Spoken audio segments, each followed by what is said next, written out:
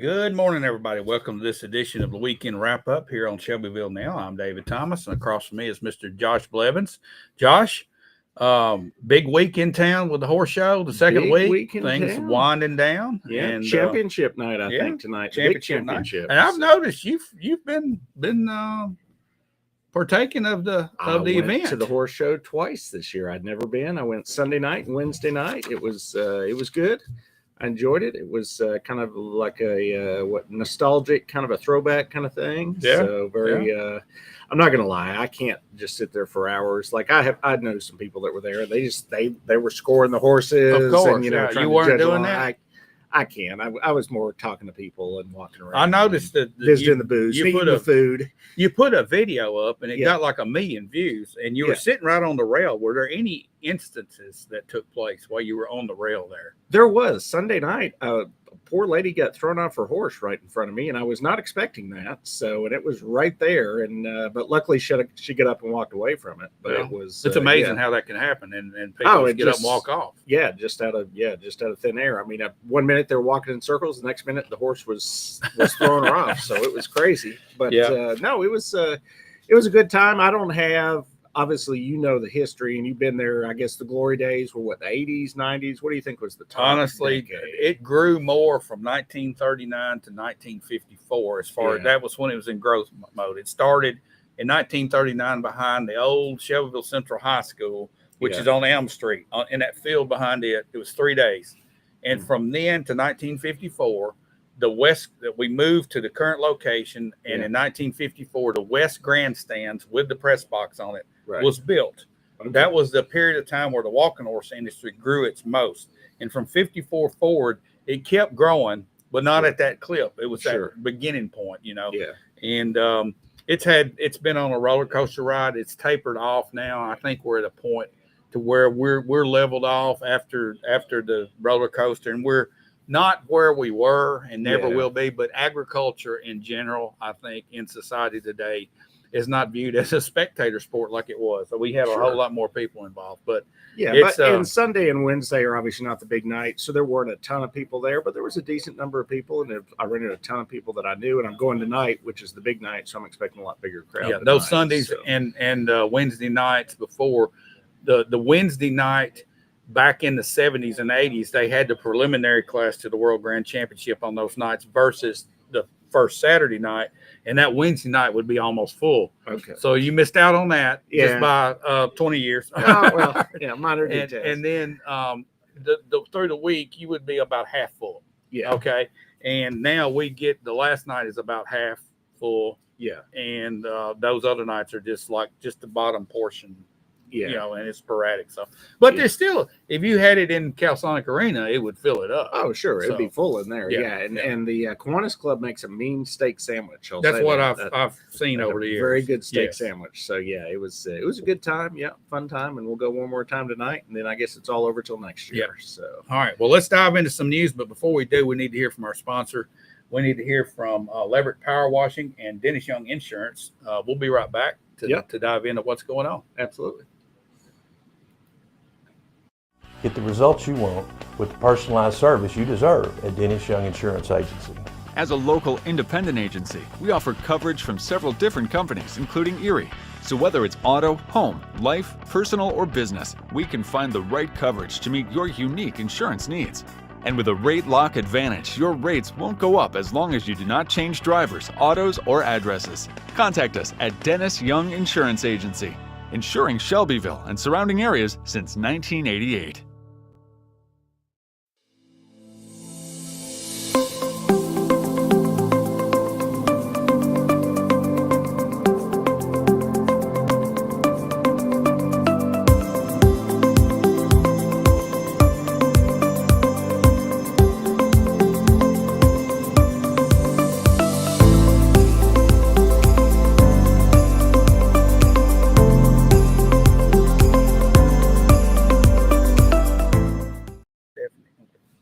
Welcome back in here to the weekend wrap-up show. Josh and I were just having a little discussion about some of the topics coming up. Very interesting topics, Bo.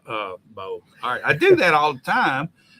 You're Josh Blevins. I am. And you're the man. Let's hear what you got. Well, unfortunately, we're going to start with a little bit of sad news today. Actually, I had a couple people that I know well that were deeply impacted by this, and I told them that we would mention it on the show here today, which is a couple days ago, our former fire chief, Ricky McConnell, passed suddenly at home at age 67. He was with the Shelbyville Fire Department for 32 years. He was chief here for 7 years. And he also served our country 33 years in the Army National Guard and did 2 deployments in Operation Iraqi Freedom. So visitation is going to be from noon to 3 on Sunday at Doak Howell, and then a memorial service Sunday at 3 o'clock at Doak Howell. So I didn't know Chief McConnell, but I know a lot of people here, known him their whole lives. And he's been a fixture here. His dad was involved with the fire department. They called him Captain. Yeah. Captain McCullough. And a good family that has served our community well over the years. It's a sad note here. I know he's had retired, of course. Yeah. But he still was directly involved as far as supporting, and he was always a cheerleader to folks. Yeah, and served our country in the National Guard. So not just here at home, but also abroad. So. Yeah, I know the family, and it's a sad time for them. Yeah, it is. And then one other sad note, we just wanted to mention, we posted about this online, but Sarah Paget, who had been missing since April, they found her car and her body in Normandy Lake this week. I'd seen some comments and stuff online about, foul play, this and that.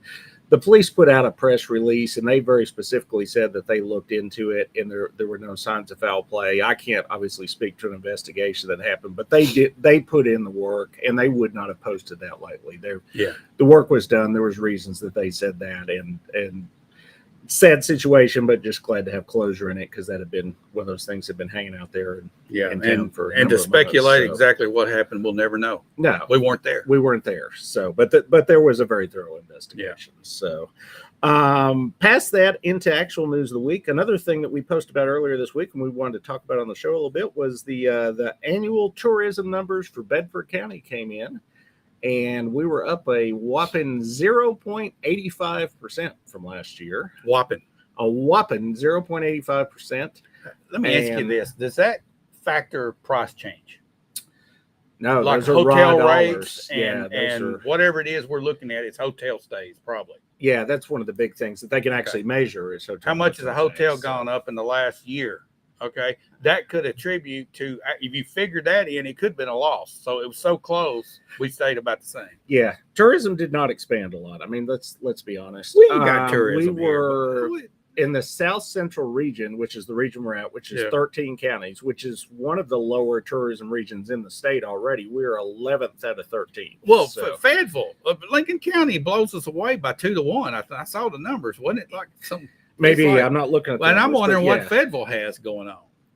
They got something, I guess. So I don't know what they have. Obviously, we've got the horse show this week, and then we've got a number of other events that happen at Cooper Steel Arena.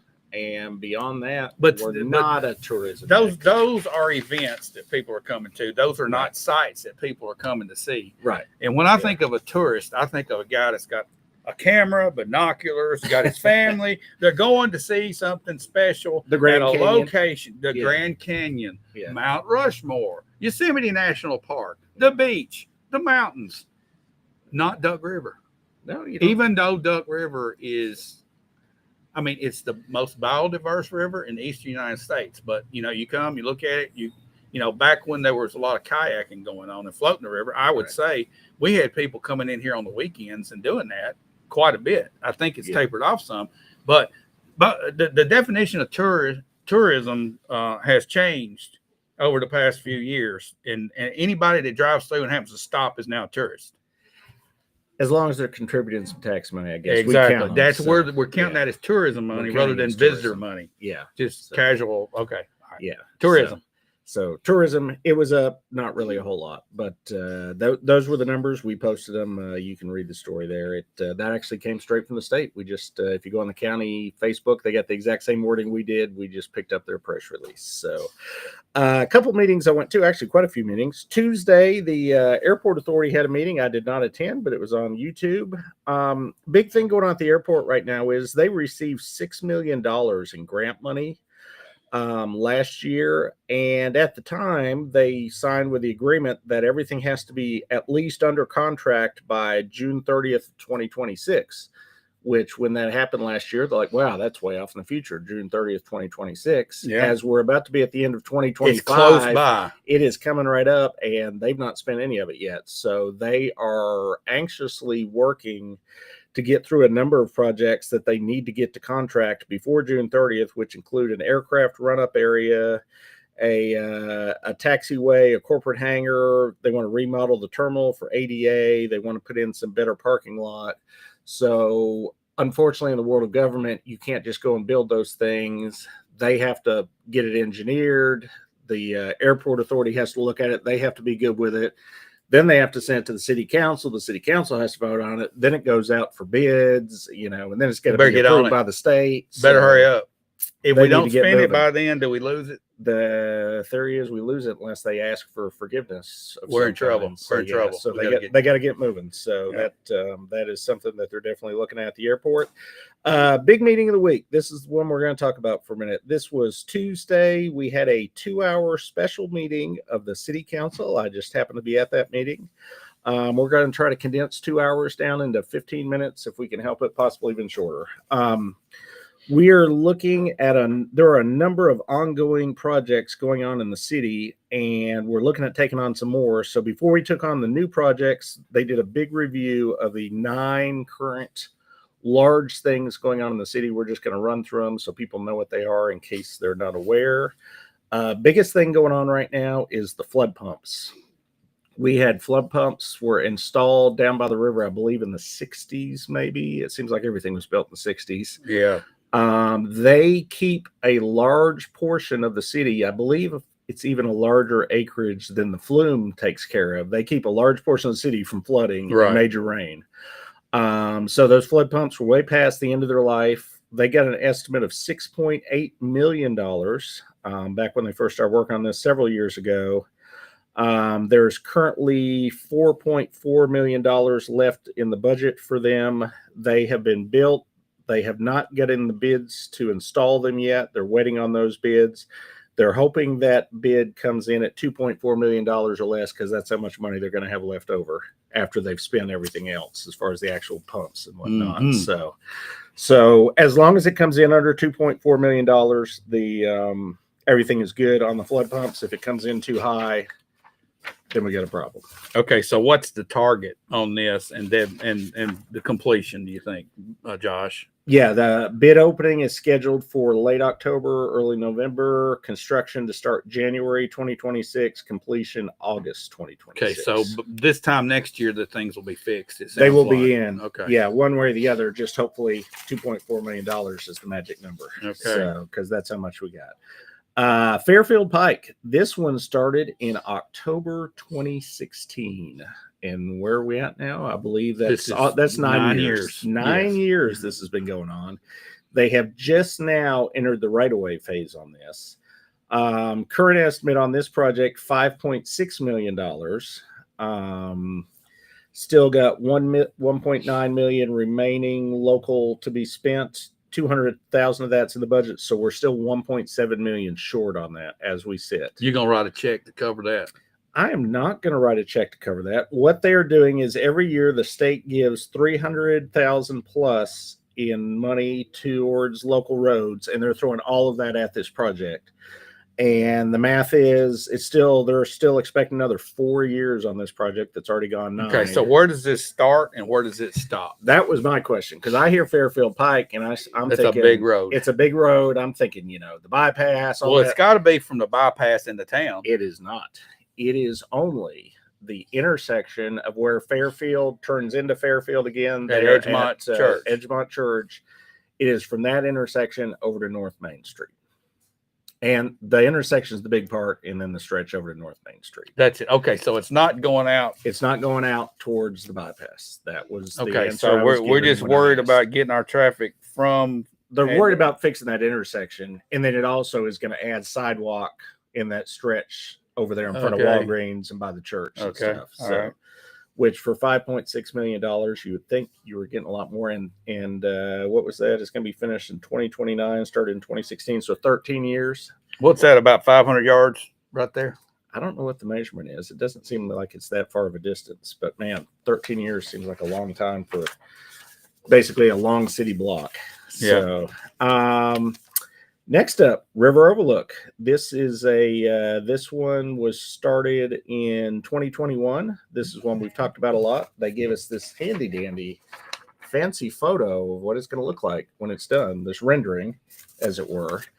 And this one, they back when they started it, they said, "Oh, it's going to cost $1.5 million, and we're only going to have to spend $445,000 of taxpayer money, local tax money." Well, how's that changed now, Josh? Oddly enough, the price has gone up, and the current estimate is $3.1 million. So currently $1.4 million short on that one, and that one we are looking to get more grants, because there's no magic to come up with the 1.4. Well, here's the thing. All right, I see two projects that are pretty much infrastructure involved. Okay, Right. You've got your pumps and you got Fairfield Pike. Yeah. That hookup. All right, I'm not saying that's not necessary, because obviously if somebody thought it was, because we've been working on it for 9 years. All right, that's one thing. Infrastructure. It's roads. Yeah. We're going to widen it, make it easier.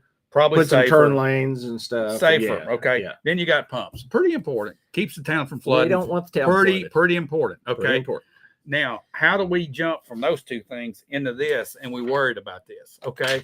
I think we need to worry about the town getting flooded and this thing being washed out before we go down this path. And we got to spend more money on this. We do.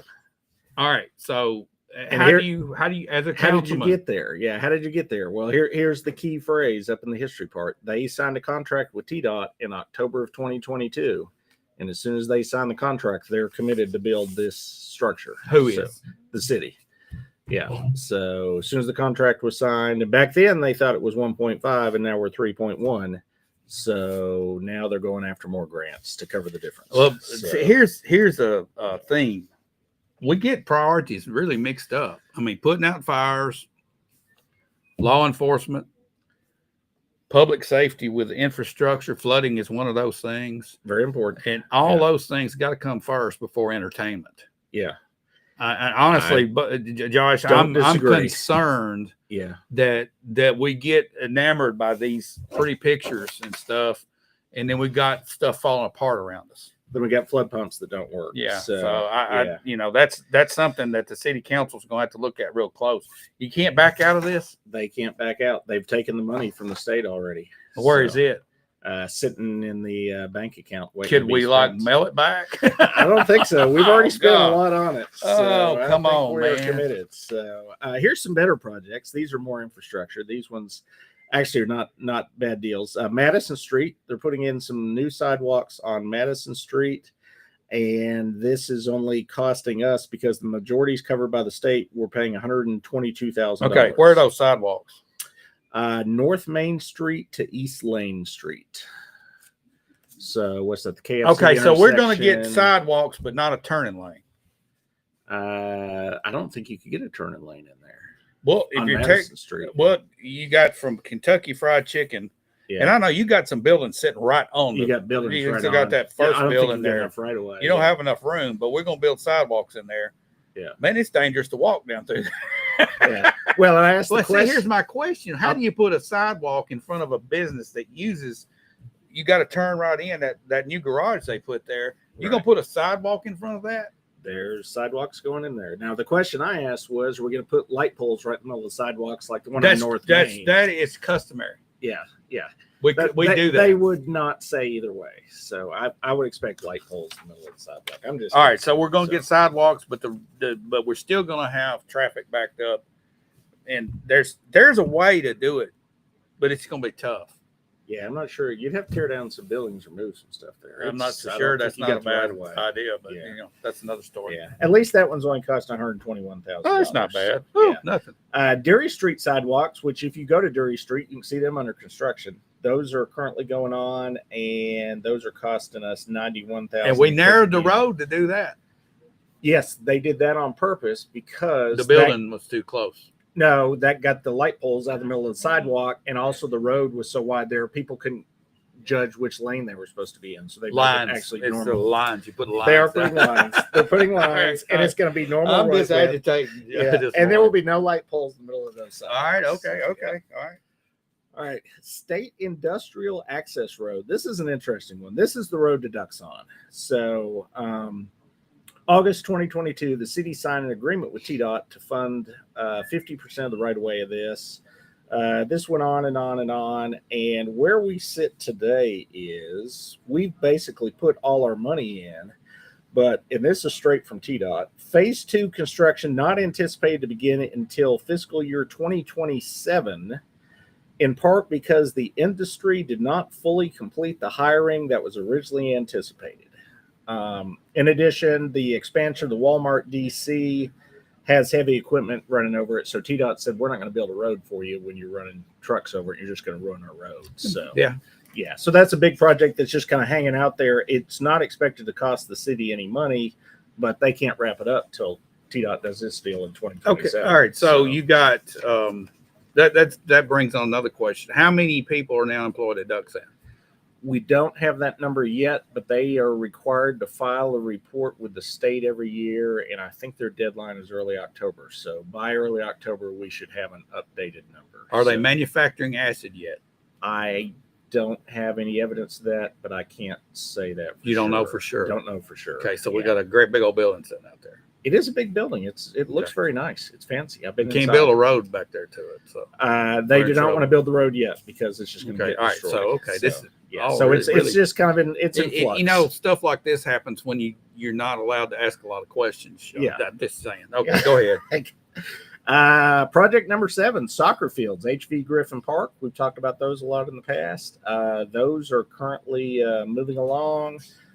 Final plans and grading mid-September, groundbreaking late October, 12 to 18 months after that for completion. We're looking at $770,000 from the city on that, split over 2 years, so $385,000 a year, and the rest is covered by the grants. So hopefully in about 2 years we'll have those soccer fields.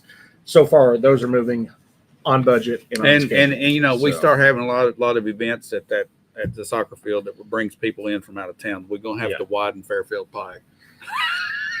13 more years. That's all I'm saying. They've been 13 years to do that little stretch. Airport capital projects. We talked about that a minute ago during the airport meeting. Same thing. $6 million. They've got to get this spent by June 30th. And that's, whether we need anything or not, we got to build something. Well, they need it. It's a matter of getting it all bid and out for contracts. Yeah. So that's $6 million is all coming from grants. The city is on the hook for 10% of that. So $600,000 once the projects actually get completed. Yeah. Tied into the Riverview, to the river overlook that we have the pretty picture of, is the Riverview District. That is currently in process. Not a whole lot to say about that. Actually, there is. We'll talk about it a little more when we get into the study session. It is currently under construction. We don't have, and I'm not sure they're ever going to give us a final total that this is going to cost. It just keeps coming in drips and drabs. Right now on the paper, it's $1.2 million total approved with $270 left to spend, but that does not cover the project getting to completion. So we don't even have an estimate on what that's going to cost. And that was project number 9.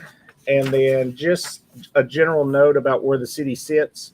As of June 30th, we had $410,000 in debt. As of June 30th of next year, we'll be down to $55,000 in debt, which is to say we don't owe a lot of money, but we are possibly going to, because of the second part of this meeting was the discussion of buying property for the police and fire headquarters. Fire headquarters in particular, they've been studying this since 2022. There is a very small window of the city that they can put a fire headquarters in, because of the fact they measure 1.5 street miles from where that's at. It needs to cover a certain portion of the city. You've got Station 2 over on the east side, which covers all the east side of the city. So Station 1, which is the main one, is supposed to cover the central and the west side of the city. So they did a study with MTAS in 2022. They looked at 4 different locations, none of which were even for sale. They didn't base these on what was available, what was on the market. They didn't go on MLS. They literally looked at a map and said, we could be here, here, here, or here let's do the different scenarios. What would happen as far as response times? Where does the 1.5 mile circle end up at? And out of that study, they came up with a ranking of the 4 locations, and the number one on that list was what we're calling what's been called the ballpark property now, but it is the Musgrave softball fields. Right. Yeah. Yeah. Certainly, we're aware that the softball fields are getting a lot of use now. I drive by them on the weekend. I see it's full, and are important to a lot of people in town. Particularly those that play softball or their kids play softball. So the decision wasn't made lightly. However, again, with the study, and they've run all the different scenarios, even moving it as far as somebody might say, and they looked at this, Colorado, which has some empty parcels up there, which might be the right size. You need at least, they tried to squeeze it on a 4-acre parcel. It really didn't work with parking. 5 is probably your bare minimum number of acres you need. Okay. They have to be bare, pretty flat land. In Colorado, maybe the close one, but Colorado, if you put it up there, you've destroyed your response time on the south side of town. That doesn't seem like that far. But if you do the measurements, there's traffic issue there's an issue light, there, and it hurts. I mean, people on South Cannon and the south side of town, and seconds matter when you're responding to a medical call or a fire call. The one that was discussed a lot recently and didn't really work out was the property by the library. Right. That one hurt response time on the west side of town, over where I live at, because it was too far to the east. They even looked over at East Depot. That really was a non-starter. That one totally killed you on the west side of town. They looked up on Elm Street, some property that Housing Authority has. Same thing, it hurt you on the south side of town. Yeah.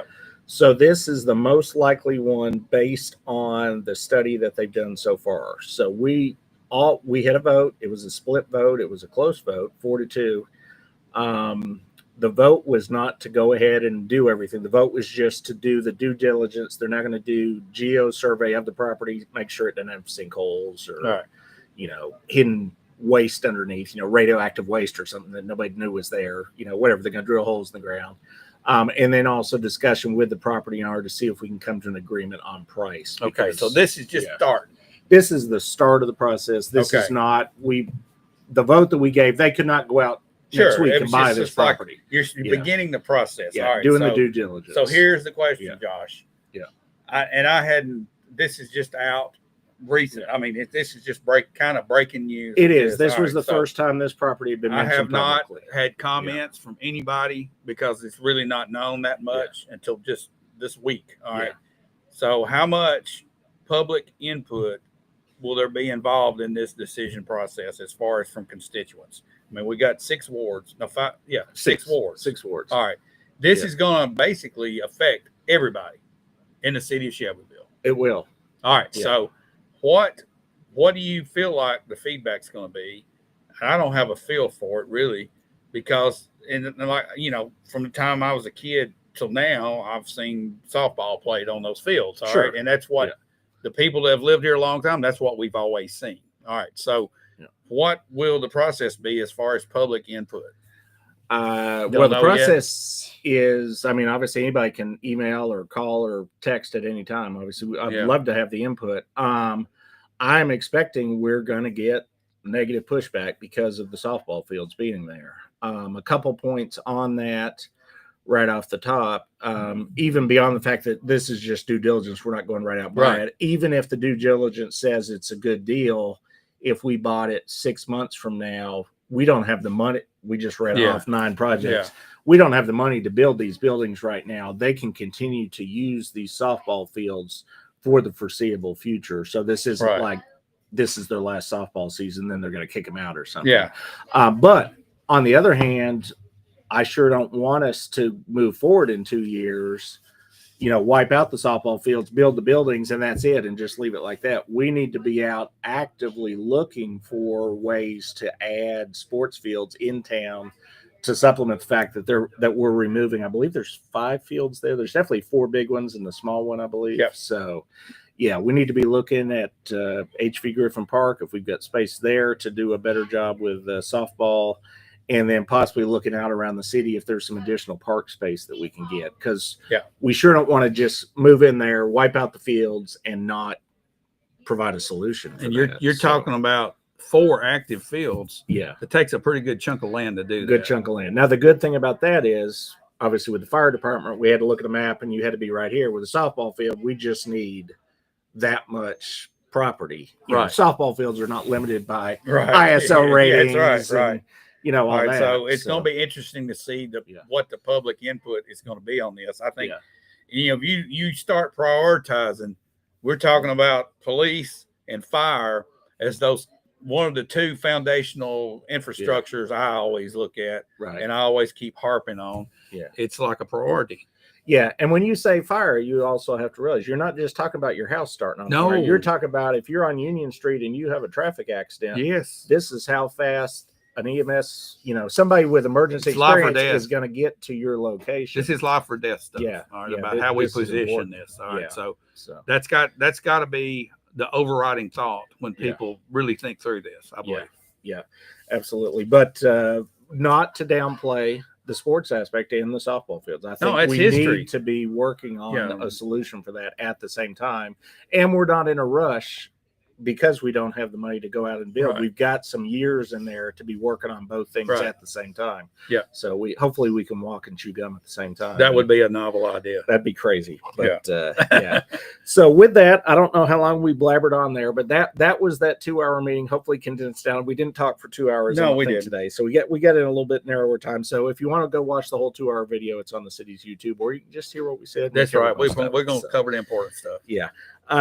Same day, I tried to go from there straight to the county finance meeting, and I got there, and only 3 people showed up on the committee, so they had to cancel. They didn't get the memo. It was horse show week, and everybody's on so vacation. Everybody just leaves. Yeah, there was actually, they had 4 people in town. Somebody had a family emergency. It happens. And they ended up at 3. And you can't it's probably note to self. Next year I'm going to be thinking about it. What a finance committee, or any committee for that matter, why do we need to schedule it during the horse show? Maybe it's a bad week. Might be a bad week to schedule these things. Right. So they just pushed off to next week. We'll cover it next week. Same day, there was supposed to also be a county planning commission meeting. Had nothing to do with the horse show. It got delayed for a month because the person that was presenting the subdivision, they didn't have all their paperwork in order yet. But you know, it'd probably be a good idea to not do it during the horse show too. Possibly. I don't know how many people would have showed up for that meeting, but it got pushed off another month. One that did not get pushed off, I did go to the Shelbyville Power, Water, and Sewer Board, and a couple interesting things I picked up on there. They submitted, I believe it's to TVA, it's to the state, I think TVA, their finances and stuff, and they got what is basically the same as what we always hear about the county getting. They got a no findings back, which is to say that they couldn't find any problems with it. So, and they said, the person that submitted it said, I think they've done this for 18 years and they've never gotten that back. So they felt like that was a good thing. And so kudos to them. They got their act in order, no findings. They're working on some grants. TVA has a program where they will match the local utility company if they give grants to local nonprofits. They read off a list. I didn't take notes, so I don't have the whole list. The one that stuck out to me was the VFW is going to get a grant for several $1,000s. I don't remember the exact amount, to help them build an outdoor pavilion over by the VFW to help with their cooking and the different events they have there. So that's a nice thing that Shelbyville Power and TVA is given to the VFW. And then during the water and sewer meetings, I just want to point out that the word on the street still is that the water system, they still have plenty of capacity, and the sewer system is all good, other than they have to rehab still the east side. They've got that dollar amount that just hasn't happened yet. And MTSU sewer project is underway, and they actually feel like they're going to have the sewer to MTSU's location before they're even ready to build the building, because as we know, that's a little bit delayed. So just a quick side note on those notes, though, about water and sewer being good. As I woke up this morning to text messages and Facebook messages, I guess we had, and I don't have any behind the scenes info, I'm just going off what I saw on their outage map. We had some kind of water main break last night, and I heard from my neighbors about it because they had no water starting from midnight to about, I don't know when it came back on. When I got up at 6 o'clock, it was working. but overnight there was no That water. area seems to have issues, Josh. There's been several. So looking at the outage map, this one looked like it might have been bigger though. It even stretched out Some beyond main, the there's a west main side. somewhere then. Somewhere. I've not talked to anybody, so I can't tell you where it broke or what happened. I just know when I get up at 6 and turn on the water, I was able to take my shower. So that was Okay, well, good job. Yeah, but I do feel. I mean, if you work weird shifts and had to take a shower at night, you weren't able to last That's night. bad. So people don't like No. people. I hear about those things. I'm So, sure you do. yeah. Thursday we had the City Planning Commission. A couple items on the agenda. There was a rezoning on Dover Street. It's just a little parcel they're going to build a house on. Nothing thing, but I thought I'd mention it. They were going to annex some property on Harts Chapel Road, and then they went in to look at it, and their paperwork's the city's paperwork is not in order. They can't figure out if the other part of it is in the city yet or not. So they don't know what's in the city and what's in the county. So they need to figure that out first. They got to figure that out. We did approve a new hangar at the airport. And then the big one, this one, I almost brought an image to show, but I couldn't get my act together. There was a preliminary concept presented to us on a townhome development. This was 150 townhouses on under 13 acres. And this is the land right behind Victory Baptist High Church. density population. Very high density. They asked for our comments, so I didn't hold back. I gave them my comments, which was I almost clipped myself, but then I thought that's vain to play a clip of myself. So I'll just come You and just say come what I around and said. say it right here. It was a bad design, and the reason being, besides the fact you got 150 families squeezed into 12.8 acres, they hadn't allowed any outdoor recreation space at all. So I mean, you got 150 families, you might have 400 or 500 people living there. Yeah, you're talking about a lot of kids. A lot of kids. There wasn't room. If you had a group of kids that wanted to go out and play flag football or soccer or whatever, there was no flat good piece of land to do that. There was no playground included. There was no dog park. Yeah, there you go. Where you walk your dogs. Yeah. So they had what they called, because we require 30% open space now. And what they had done was, if you know that property, there's a creek that runs along the north side. Drainage ditch. They couldn't build there anyways. That's all floodplain and floodway. Yeah. So they counted all that floodplain as their open space. But you're not going to go walk your dog, down Not in the creek. down in the drainage area by the creek and No. stuff. So I don't I get know if they're going to come back. Hopefully they're going to come back with a better plan. Well, My Josh, hope. here's my question. Yeah. As a fire chief, and Yeah. I look at this, that's got to send shivers up my spine to see that many people condensed into. I mean, I'm not going to speak for Matt, but that would just scare me. It was tight. Now they had met the minimums. I mean, they Right, I met them understand. right on Right the on the line. dime, So but- you had a 6-unit building. You then had 20 feet of space, and then you had a 6-unit building. Then you had 20 feet of space. Then you had a 6-unit building, and then down below that. So your backyard between the buildings was 30 feet. So you looked out your back door, and then 30 feet away was your neighbor. So you had 30 feet Yeah. up and down, and 20 feet left and I and right. get it. The but, more you yeah, can get in a smaller space is maximum profit. I get that. that's But we have a Yeah. tendency around here to lower the bar and keep it low and just go by bare minimums, it seems Yeah. like. And that's a And- problem. And would you want to live in a neighborhood like that? I mean, No. you want a neighborhood that's got some kind of minimal amount of amenities, at least. I told them, I said, our HUD housing in town has better amenities Yes, than this I know. design had. And I mean, that's true. I mean, you go over to the housing authority, they've got a community center, and they got a playground, and this had none of that. So I don't know what they're going to come back with. If it's going to, I hope it's an improvement.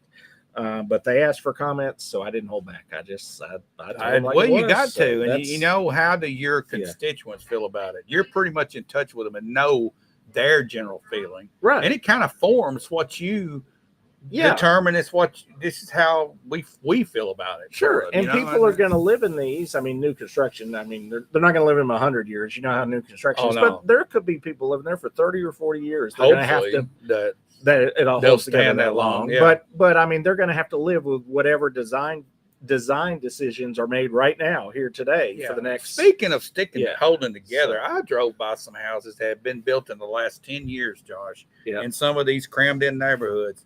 They're already falling apart. I mean, honestly, we have Yeah. got to, and I know people, it's a private market and all that Right. stuff, but it starts to create a hazard Yeah. for, just the general well-being of folks when you got houses falling down. Yeah. You know, It's not good. So, a couple other things at the meeting. We did approve 6 new houses. It's called Lucas Grove. It's over by Aiken School, just Right. west of Sun Circle. It's just a new cul-de-sac with 6 houses on it. And then they also mentioned that there's going to be some updates coming on our parking standards and overlays. Parking standards in particular, that was another thing I told the developer of these townhomes. He was putting in, again, 150 townhomes. I think our minimum requirement is 8% overflow parking. So he hit it like right on the number. Whatever the number was how many he put. And I said, if you've got a 3-bedroom townhome with 3 cars, Yes. they don't have anywhere to park. So, I mean, at minimum, you got to figure 2.5 cars for each one of these units, plus right. 20%. Yeah. Probably. But our standard is 2 cars per unit plus 8%. Well, that's and insufficient. yeah. That's just not sufficient. And that's what I told him. I said, you've hit the number, but you got to. That number needs to be raised, Josh. And that It is really something, does. those parking standards are Yeah. supposed to be reviewed at the meeting. There's a meeting in September that they're supposed to look at Yeah. those. In and hopefully it's in those 1980, planning. That probably 2 cars per family is It's good. good. And Not but you anymore. didn't have this type of building either back Right. then. So Yeah. I mean, if you just and we didn't have restrictions or standards in neighborhoods, but people made a long enough driveway to get 5 or 6 cars in it because they figured they're going to have some company coming gonna have over. somebody come over. But let's use common sense, I think. Yeah. And it just doesn't Well, make and that's any what I sense. told the developer. I mean, he was sitting there. I told him, I was looking at him. I said, don't just meet the minimum standard. I mean, you put some effort in, go above and beyond. Yeah. I mean, I realize you're trying to make money, you're trying to squeeze in units, but think about the people that have to live here. And think about So, this: when you get them built, how many people are going to be lining up to move in there? I know some townhomes right now that are sitting empty Yeah, because nobody's nobody's buying them. really because. So, All right, yeah. never mind. Yeah, Off the soapbox. We'll get off the soapbox. Friday, one more meeting real quick. Just Friday afternoon, we had a meeting of the city bid committee. We got some bids in on we're selling off confiscated guns. Who can bid on these?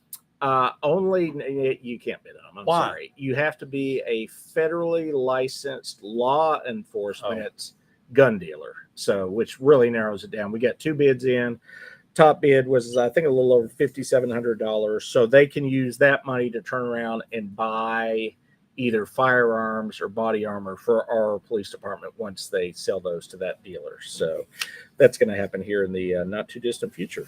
And All right. with that, unless you've got something else, I think we've blabbered on long enough. About Well, I've this got a week. lot to So, talk about, but we're going to pass it on. And if you Yeah. see me jerking and Yeah, there's a fly. there is a horse show fly. I've seen a fly. It's a horse show fly. It's a horse show Yes, fly. I know. Okay. Okay. All right. Connie Hasty comes in there, and it's there's Steve Jordan as usual. Yep. It's good to see you, Steve. Our bar levels are nothing. Connie Hasty. So yeah, and I'm counting on Josh raising the bar. She's counting on We've you, been Josh. working on it. He's We trying. did the open space. Miss Connie, I Parking promise is you, next. he's trying because Yeah. I see him struggling with raising the bar. Yeah. He needs some help. Government All right. moves slow. It's The speed of smell. Oh, it's yeah. It's frustrating sometimes. We're going to take a break, and we're going to come back and look in the week ahead. Yep. And if there's anything else pops up between now and when we get back, we'll talk about that too. Yeah, We'll be yeah. right back. Get the results you want with the personalized service you deserve at Dennis Young Insurance Agency. As a local independent agency, we offer coverage from several different companies, including Erie. So whether it's auto, home, life, personal, or business, we can find the right coverage to meet your unique insurance needs. And with a rate lock advantage, your rates won't go up as long as you do not change drivers, autos, or addresses. Contact us at Dennis Young Insurance Agency, insuring Shelbyville and surrounding areas since 1988.